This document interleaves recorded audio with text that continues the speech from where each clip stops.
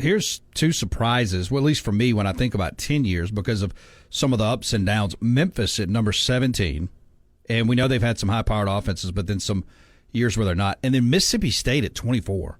And I say that because, yes, Dan Mullen had some high-power offenses, but then you look at the back end of his career there at Mississippi State, not so much. They had the Joe Moorhead hiccup for 2 years, the Mike Leach pop-off, and then the Zach Arnett deal last year, still at 24th.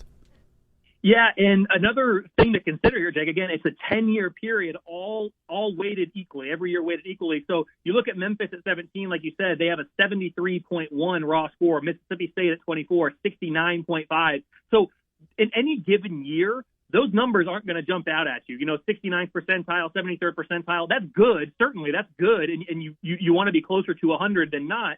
But over any given year, that's not really that much to write home about in terms of the upper echelon of college football offenses, defenses, whatever unit we're talking about. But to average that over 10 years, that's where it gets impressive, because you just talked about some of the ups and the downs of those programs.